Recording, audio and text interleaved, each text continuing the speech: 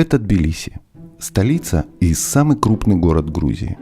Официально здесь проживает чуть более миллиона человек. Однако фактически эта цифра намного больше.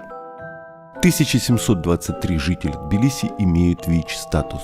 Всего же в Грузии зарегистрировано 6711 ВИЧ-позитивных людей. В Грузии 19 государственных сайтов опиоидной заместительной терапии, 7 из которых находятся в Тбилиси, а еще 2 сайта расположены в местах лишения свободы. Общее число пациентов государственной программы опиоидной заместительной терапии в Грузии – 5338 человек. 3591 пациент получает лечение в Тбилиси. Всего же с учетом государственных и коммерческих сайтов 9000 человек в Грузии являются бенефициарами опиоидной заместительной терапии. Для сравнения, 52 500 жителей страны употребляют наркотики. Из них более половины, 29 440 человек, проживают в Тбилиси. Как вы уже, наверное, заметили, путешествуя по городам проекта Сити, мы всегда старались получить максимум полезной информации прежде, чем приступить к съемкам. Причем делали мы это по-разному. Через интернет, как это было в Софии, расспрашивая прохожих на улицах Одессы, разговаривая с полицейскими, как мы делали в Амстердаме, или же получая почти всю информацию в первой же попавшейся аптеке, как это было в Бельцах. В Тбилиси же мы первым делом направились в офис неправительственной организации «Новый вектор», твердо зная, что там нам точно помогут. И хотя в тот день все активно готовились к брифингу национальной платформы по наркополитике Грузии, нам смогли уделить несколько минут. Так что спустя какое-то время мы уже знали, что нам делать. Первым в списке наших посещений стоял городской спеццентр. Это один из важнейших аспектов нашего исследования, да и гостиница наша находилась совсем рядом. Спеццентр Тбилиси расположен в районе Субуртало, на территории настоящего медицинского городка. Сегодня свежо и ветрено на улице, и мы приехали вот в это чудесное место. 12 корпусов, как вы видите на схеме, это спеццентр города Тбилиси. И буквально через 15 минут здесь у нас назначена встреча с врачом. Очень красивое место, ну и как и все в Тбилиси, это напоминает какой-то южный санаторий или парк, стриженные кипарисы, сосны. Такое ощущение, что ты не на территории больницы находишься, а на территории какого-то пансионата или дома отдыха. Надеюсь, что и встреча с врачом нас не разочарует. Встреча с врачом нас нисколько не разочаровала. И то, как сложилось наше интервью с доктором, и результаты нашего визита в целом. Впрочем, обо всем по порядку. У нас универсальная доступность с 2004 года. Каждый больной гражданин Грузии, который нуждается в лечении, получает это лечение. Государство покрывает все абсолютно бесплатно, все универсально доступно, но только для граждан Грузии. Что касается граждан, которые не являются, то есть людей, которые не являются гражданинами, но которые ВИЧ-позитивны, мы, конечно, стараемся их обслужить. То есть, например, наша консультация абсолютно бесплатна, но анализы платные, препараты они должны купить в аптеке. Единственное, если вдруг это постэкспозиционная, постконтактная профилактика, то мы предоставляем постконтактную профилактику как бы в виде исключения для тех людей, которые не являются гражданами. Тестирование на ВИЧ-антитела может пройти любой человек бесплатно, анонимно, без каких-либо барьеров и ограничений. Как вы помните, ни в одном из предыдущих городов проекта Сити не было такого, чтобы клиент мог сам приобрести антиретровирусные препараты в аптеке по рецепту. Это было невозможно ни для граждан, ни тем более для иностранцев. А вот в Тбилиси, как выяснилось, это работает. Врач просто выписывает рецепт, ты идешь в аптеку и покупаешь все сам. Само собой, мы решили это проверить. Последний город проекта Сити и первая удачная выписка рецептов в рамках государственной программы, в рамках спеццентра. Получается, что в Грузии, в Тбилиси, возможно не гражданину Грузии прийти и получить рецепт на терапию, что мы сейчас и делаем. Друзья мои, в моих руках доказательство того, что ВИЧ-СПИД для Грузии перестал быть чем-то экстраординарным и неизлечимым. Это рецепт на получение препаратов в аптеке, и я, как не гражданин страны, могу прийти в СПИД-центр, что я и сделал, получить на руки рецепт, пойти в аптеку и купить себе терапию. Спасибо Грузии за это. Есть, правда, один нюанс. Рецепт можно отоварить не везде. Реализацией антиретровирусных препаратов в Тбилиси занимается лишь несколько аптечных сетей. Однако нам повезло, и первая же аптека, куда мы зашли, была той самой, где это можно было сделать. Я особо много комментировать не буду. Вы все и так знаете, что мы делали в аптеке. Но за той небольшой разницей, что в Грузии нам удалось отоварить, говоря по-русски, рецепт, который нам выписал врач. И вы можете представить, что чувствует ВИЧ-позитивный человек, иностранец, приехав в другую страну, без всяких проблем получив необходимые препараты в первой же попавшейся аптеке, куда я был направлен врачом в спеццентре. Ну и также я купил шприцы, в принципе, без всяких проблем.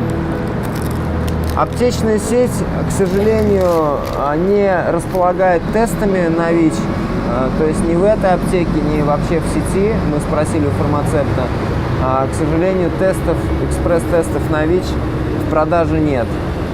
Но зато они есть в проекте снижения вреда.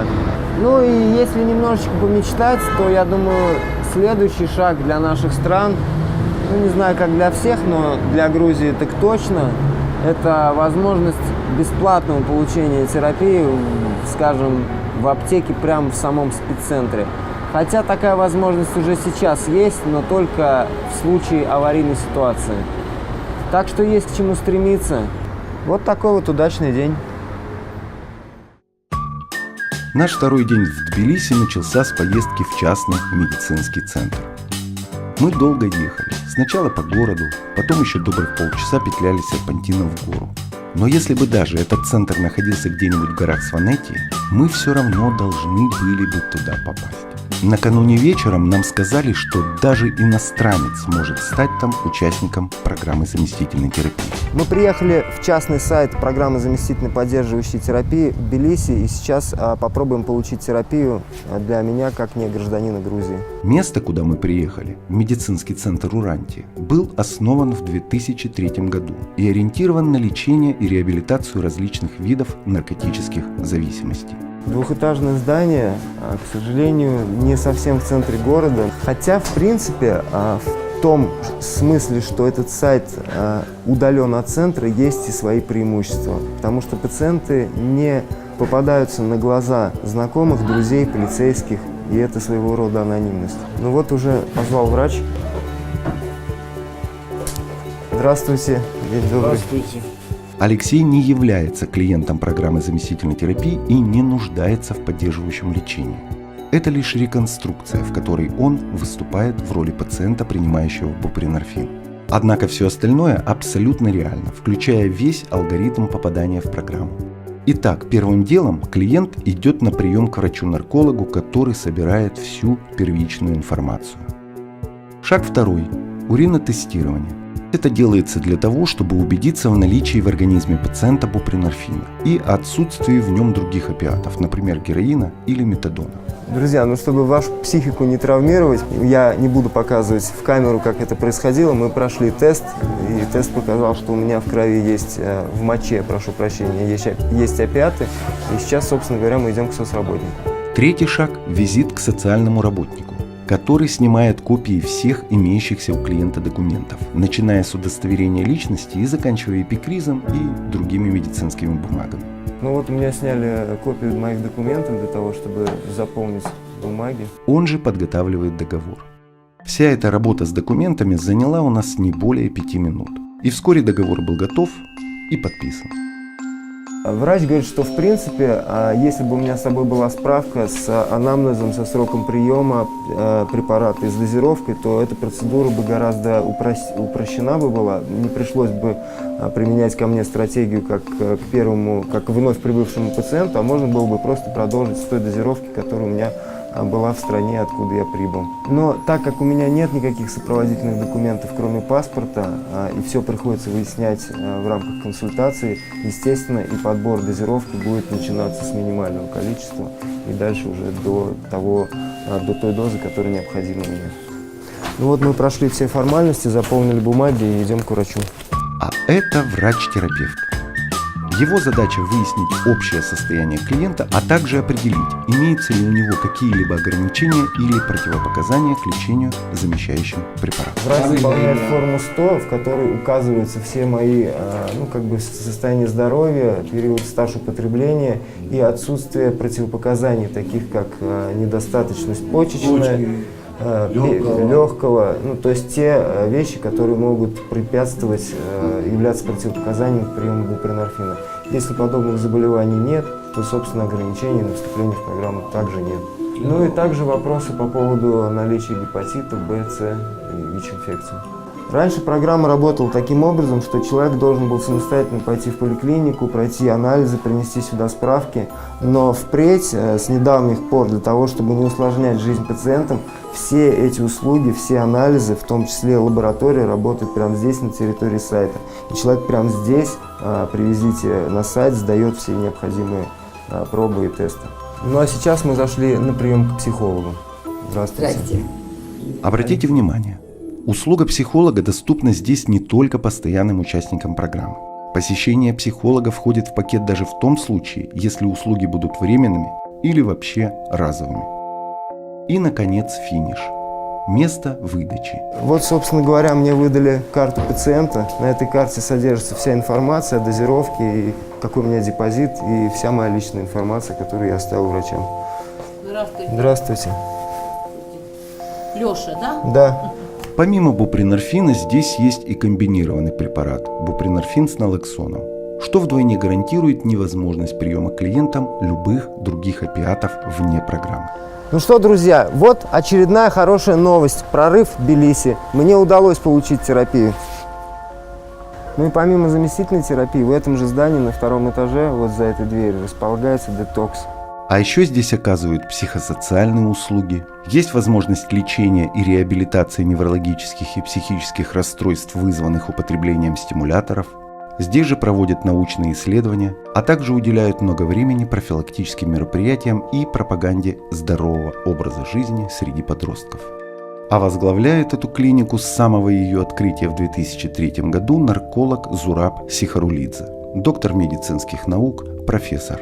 Наш первый вопрос был вполне логичен. Как в Грузии, в стране с традиционно жесткой, если не сказать жестокой, наркополитикой, вообще возможно существование подобного медицинского центра? В законе у нас прописано, что программы заместительной терапии могут проводить как частные, так и государственные организации. Ну вот мы использовали эту, так сказать, в законе эту часть и смогли открыть сайты заместительной терапии частные. Мы были, так сказать, организация, которая единственная была частная, так сказать, неправительственная организация, у которой был сайт заместительной терапии. И уже сейчас у нас 3 сайта. 2 в Тбилиси, 1 в Батуми. Но сейчас на частных сайтах только в Тбилиси получают заместительную терапию около 500 человек. Частная клиника подразумевает оплату услуг. Какова же стоимость лечения в месяц и что эти деньги значат для жителей Грузии? Для Грузии, можно сказать, немножко дороговато, хотя сегодня цена на черном рынке месячное посещение сайта заместительной терапии частного сайта стоит 1 день на черном рынке. Мы также спросили доктора, что бы он хотел изменить, если бы это было в его силах, конечно. Во-первых, законодательство, которое очень мешает нам, которое у нас, знаете, какая наркополитика очень тяжелая, и вместо лечения они попадают в тюрьмы, и реально это у нас очень серьезная проблема. Во-вторых, это проблема с синтетикой, которая сейчас появилась, и мы не знаем, что с ней делать. И реально люди, которые увлекаются синтетикой, они тоже не приходят лечиться, и очень тяжелая, так сказать, ситуация складывается. Ну, с опиатами будем жить так, как будет жить мир, в зависимости от того, как изменится, появятся новые какие-то препараты, будем внедрять, посмотрим, куда пойдет мир, туда пойдем и мы. Друзья, вот, собственно говоря, и закончился визит в частную клинику по лечению, частный сайт заместительной терапии. Впечатления, я могу сказать, у меня самые радужные, самые приятные. Несмотря на то, что мы были уже в 5 городах проекта Сити, в том числе и в Амстердаме, это первое место, где мне получилось получить заместительную терапию, не имея никакой привязки к стране. И это очень круто. На самом деле, такой прорыв, который произошел здесь, буквально на наших глазах, да, за какой-то год, да, меньше, чем за год, да, и программы только расширяются, и это очень большое достижение. Ну, а мы пойдем посмотрим, в каком направлении движутся государственные программы заместительной терапии в Тбилиси. За моей спиной находится Центр психического здоровья и профилактики наркозависимости города Тбилиси. Именно здесь, благодаря глобальному фонду, заработала первая в Грузии программа заместительной терапии. Сейчас у нас будет встреча с врачом, который расскажет, какие изменения произошли за последнее время. Центр психического здоровья и профилактики наркомании в Тбилиси – это комплекс зданий, обнесенный забором с проходной и шлагбаумом. Однако пешепроход на территории центра никак не ограничен. Там нас ожидала врач-нарколог, профессор Хатуна Татадзе, заместитель директора этого центра. В данный момент в Грузии функционирует 22 центра заместительной терапии, как в Тбилиси, так и в регионах. Центры работают также в 2 тюрьмах. Мы предоставляем там долгосрочную детоксификацию метадоном. В Тбилиси сейчас работают 6 больших центров ОЗТ. Во всех этих центрах больные лечатся метадоном, а в одном центре есть группа пациентов, которые принимают бупринорфин плюс налоксон. Как все мы знаем, долгое время клиенты государственных программ заместительной терапии Грузии были вынуждены вносить ежемесячную плату. Это вызывало возмущение клиентов, их родственников, а также недоумение доноров, на чьи средства закупались препараты. Мы поинтересовались, как обстоят с этим дела сейчас и что, по мнению доктора, необходимо изменить в нынешней системе грузинской заместительной терапии. С июля 2017 года программа абсолютно бесплатная для всех бенефициаров. Из-за этого вырос, конечно, количество пациентов за несколько месяцев приблизительно на 20%. Конечно, они попадают на наркологический учет, потому что закон, который существует и регулирует наркологическую помощь в Грузии, предусматривает учет вот таких больных. В государственных программах люди лечатся только, так сказать, легально. А есть ли возможность попасть на государственную программу в Грузии иностранному гражданину? Согласно постановлению, Совмина Грузии, больные, которые принимают заместительную терапию, находятся на заместительной терапии в своих странах, они могут продолжить заместительную терапию уже в наших центрах. Но, конечно, они должны иметь соответствующую документацию с указанием дозы, последнего приема наркотика и так далее. Один день сервиса стоит приблизительно $7-8. Как вы сами могли убедиться, в настоящий момент в Тбилиси функционируют и развиваются и государственные, и частные программы поддерживающего лечения. На наш взгляд, именно такая здоровая конкуренция помогает программам заместительной терапии эволюционировать, что, безусловно, положительно сказывается на качестве жизни бенефициаров этих программ. И в конечном итоге помогает контролировать эпидемию ВИЧ-СПИДа и в городе, и в стране. Для любого представителя уязвимых групп, либо живущего в Тбилиси, либо приехавшего сюда в гости, будет справедлива фраза: «Все дороги ведут в новый вектор». Мы были здесь в самом начале нашего визита, решили приехать сюда и в третий, заключительный день нашей командировки. Мы много раз были в Грузии и, конечно же, много раз были в организации «Новый вектор». Если вам еще не посчастливилось стать ее клиентом, то вы можете это сделать прямо сейчас с нами. Ну а пока могу сказать без всякого зазрения совести, что если бы здесь, в этом прекрасном здании, открылась бы комната для употребления наркотиков, то, наверное, эта организация бы побила бы все рекорды по сервису. Потому что многие организации мечтают иметь возможность предоставлять тот сервис, который уже сейчас есть в организации «Новый вектор». Ну, нас встречает наш старый добрый друг Лаша. Привет. Мы решили показать, как это все-таки работает, хотя неоднократно это делали. Пойдемте. Я ваш новый клиент. Когда вот конкретно новые клиенты приходят, да, с ними в первую очередь общаются социальные работники, заносим журнал. Ну, первое знакомство, как обычно, да? Да, заносим, потом даем такие таблички, где вообще-то здесь написано, в каких городах Грузии вот точками, да. Еще есть такие сервис-центры. Сетевой маркетинг, ребята. Карточка со всеми точками организации по всей Грузии. Тогда в первую очередь человек заходит к консультантам. Пойдем.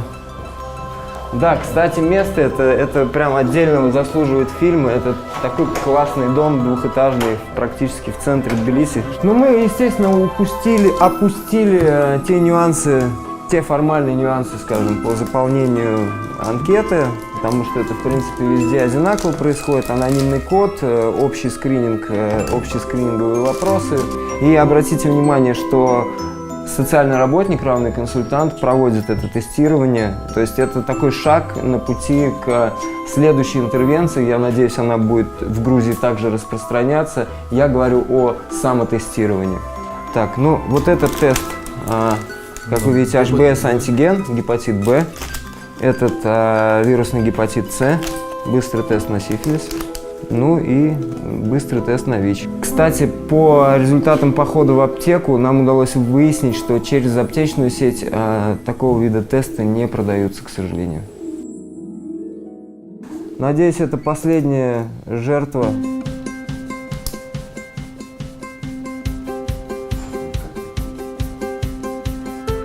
В нашем сообществе, и в том числе среди профессионалов, существует очень много споров, разногласий по поводу того, нужно ли вводить методику самотестирования. Лично мое мнение, могу сказать, что в случае, когда уязвимое сообщество недоступно для сервисов снижения вреда медицинских, это лучший выход, когда, во-первых, человек обучается пройти тест самостоятельно. Ну и согласитесь, это намного удобнее не ходить каждый раз к врачам или даже в сервис, а просто иметь дома тест и тестироваться самому и тестировать своих друзей, когда это будет необходимо. Вы помните, наверное, наш недавний выпуск по городу Одесса, и там одна из услуг была так называемая ПИМА, то есть аппарат для выявления количества CD-клеток в крови человека. Там была стратегия такая, что если человек приходит, у него положительный экспресс-тест, ему тут же делают тестирование на уровень иммунитета для того, чтобы понять, насколько сохранен иммунитет. Здесь, в новом векторе, есть фиброскан, мы его сейчас покажем. И как дополнительная услуга в случае выявления экспресс-тестом гепатита С, человека могут здесь же прямо направить на фиброскан и посмотреть, в каком состоянии у него печень. Хочется сказать, что следующий шаг, который организация «Новый вектор» ждет от доноров, и вы, кстати, можете им помочь, это покупка аппарата для проведения ПЦР-анализа на гепатит С. То есть это для чего? Что если вдруг выявляется экспресс-тестом положительный тест на гепатит С, можно было сразу здесь же сделать анализ на вирусную нагрузку по гепатиту С. Тест на ВИЧ положительный, тест на гепатит положительный, тест на ВИЧ тип вируса 1. Тест на гепатит Б отрицательный, тест на сифилис отрицательный. Пойдем дальше на фиброскан. Фиброскан – это тестирование, определяющее степень повреждения печени в результате либо воздействия вируса, либо других жизненных факторов. Для того, чтобы определить состояние здоровья печени, нужно сделать вот это УЗИ. Обычно в наших странах это можно сделать либо в больнице, либо в частной клинике, записавшись либо платно, либо в редких случаях для диспансерно-учетных больных. Здесь, в Тбилиси, в организации «Новый вектор», это может сделать любой клиент, если на это есть показания.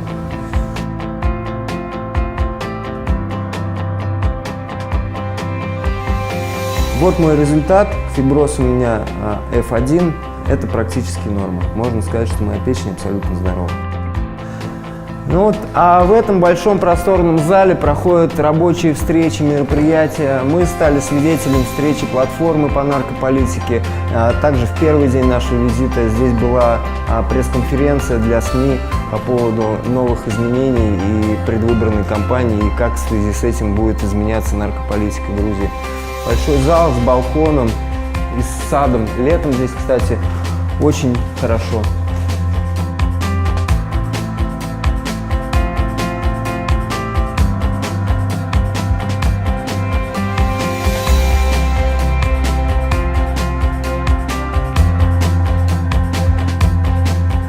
Ну и, конечно, в нашей жизни очень важно заниматься творчеством. Также здесь есть отдельная для этого комната. Из меня, конечно, швея не очень, но я уверен, что здесь есть талантливые клиентки, которые пользуются своими навыками и шьют здесь прекрасные вещи. Ну вот, как-то так. Каждый раз с превеликим удовольствием показываю и рассказываю об этом кабинете. Заходи. Что бы вы думали? Кстати, по-моему, новый, да, уже? Да. Да. С момента нашего прошлого визита, менее чем год назад, полностью поменялось все оборудование. Совершенно новый стоматологический кабинет.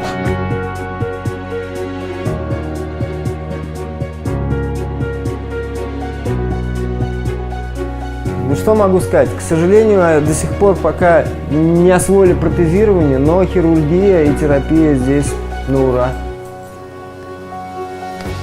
Ну вот, собственно говоря, и заключительный аккорд нашей пьесы. Стандартный набор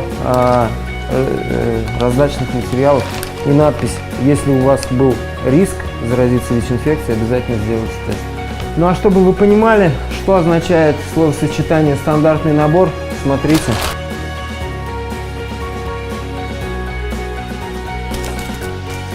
Кстати говоря, если человек говорит, что он употребляет опиаты, то в этот набор добавляется налоксон в обязательном порядке. Если человек, например, варит первитин, то можно по его запросу увеличить количество шприцов большого объема.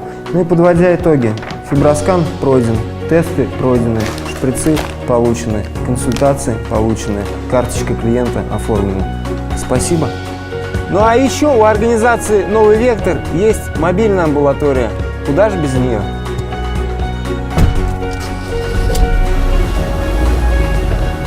Ну а как она работает, мы сейчас узнаем. Лаша, расскажи, куда вы ездите и как вы ездите? Ну, эта машина нового вектора. Ага. 2 дня в неделю, это вторник и четверг, в Тбилиси работает, а остальные 3 дня работает в регионе. Кхемокартле, это город Рустав и подобное. Там 7 муниципалитетов, очень географически очень большая. Короче, маршрут огромен. Да. То есть мобильная амбулатория выезжает не только в Тбилиси, 2 дня работает в Тбилиси, а в остальные дни ездит по разным районам. То есть маршрут очень большой. Здесь происходит первичный прием, а, собственно, в помещении впереди меня происходит тестирование также на 4 вида инфекций. Ну и, конечно, выдача шприцев. Ну, еще 2 слова по поводу сервиса. Так как в Грузии было распространено тестирование на наркотики на улицах, и помимо этого очень репрессивная наркополитика, поэтому организация «Новый вектор» не меняет шприцы, она просто выдает, дабы не ставить клиентов в риск быть задержанными и осужденными за хранение небольшого количества запрещенных веществ. В качестве одного из ужасных примеров Лаша рассказал про случай, когда один из клиентов, просто употребив первитин, винт в простонародье, выбросил шприц в мусорный контейнер. Полицейские подошли, достали этот шприц из контейнера, засунули ему в карман, и в итоге он получил год реального срока. Если новый вектор – это пример успешной комьюнити-организации, то следующее место, куда мы направились, можно с уверенностью назвать ярким примером сервисно-экспертного подхода к проблеме ВИЧ-СПИДа. Кстати, руководитель этой организации имеет непосредственное отношение к проекту «Сити» в Тбилиси. Для того, чтобы картина о проекте «Сити» была полная, мы не могли не встретиться с руководителем этого проекта. И для этого мы приехали в офис организации Танатгома, где нас ждет Нино Церетели. Нино Церетели – директор организации Танатгома, которая занимается профилактикой ВИЧ среди ключевых групп в столице и еще 5 городах Грузии. Танатгома – одна из старейших организаций Грузии. Она была основана в 2000 году на базе информационного центра «Врачей без границ». Основные виды деятельности Танатгомы – профилактика ВИЧ среди ключевых групп, а также психосоциальная реабилитация и ресоциализация людей, употребляющих наркотики. Кстати, в переводе на русский Танатгома означает «содействие». Еще буквально 3 слова о сервисах. Организация Танатгома осуществляет аутрич работу среди секс-работниц и среди МСМ, в том числе тестирование на ВИЧ экспресс-тестами. Помимо того, что Нино Церетели руководит Танатгомой, она также координирует проект «Сити» в Тбилиси. Пол населения страны живет в Тбилиси. Следовательно, тут самая большая концентрация людей, которые могут быть потенциально инфицированы и так далее. Следовательно, одна из наших задач в проекте «Сити» это, естественно, чтобы государство и конкретно городские власти больше приоритизировали эти проблемы ВИЧ-инфекции, проблему туберкулеза, чтобы это стало для них хотя бы первую десятку тех проблем, с которыми они занимаются на данный момент. Очень важно отметить, что по проекту «Сити» у нас есть некоторые задачи. Допустим, то, что мэр города Тбилиси подписывает и присоединяется к Парижской декларации, к декларации по туберкулезу и так далее. К сожалению, с самого начала проекта, с самого начала рабочего года, скажем так, при общении с властями города было понятно, что эти задачи проектные будут немножечко передвинуты во времени, потому что вот буквально завтра в городе Тбилиси будут муниципальные выборы, выборы мэра и выборы горсовета. Никто не говорил, что этого не будет, никто не говорил, что наша мэрия против и так далее. Наоборот, Тбилисская мэрия была одной из первых, кто дал письмо поддержки этому проекту с самого начала, когда вот только был процесс написания заявки и подачи в глобальный фонд. К сожалению, это те факторы, которые находятся вне влияния проекта и вне влияния тех организаций и сетей, которые вовлечены в реализацию проекта в Тбилиси. Для того, чтобы работа НКО не зависела от кадровых перестановок, должны существовать надежные механизмы обеспечения государственного финансирования профилактических программ. А как вы помните, это и есть одна из задач проекта «Сити». Да, в принципе, механизм есть, но это механизм тендера. И для того, чтобы участвовать в конкретном тендере на закупку каких-то услуг государством, любая организация, будь то правительственная, неправительственная, либо какая частная, должна предоставить какие-то финансовые гарантии.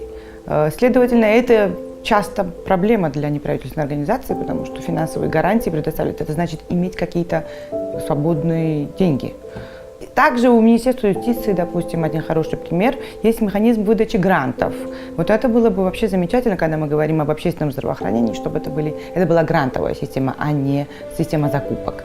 До сих пор сервис жил и развивался, хотя неизвестно, что произойдет вообще с сервисами после ухода глобального фонда. Это всех очень беспокоит, потому что даже если государство возьмется финансировать профилактические сервисы, в принципе, перспективы такие, что это будет не тот объем финансирования. Насколько мы сможем сохранить качество, насколько сообщества смогут иметь доступ к услугам.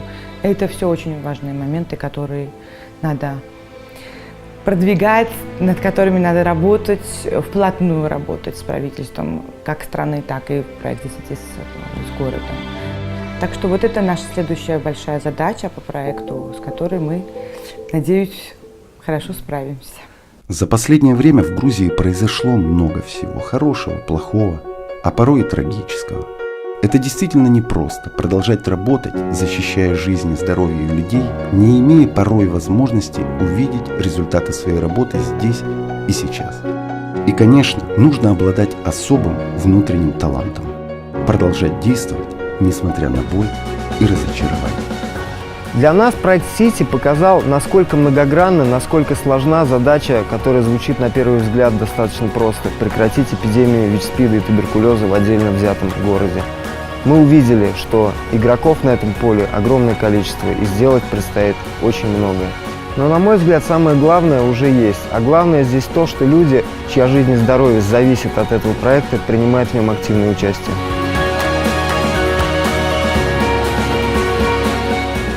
Ничего для нас без нас.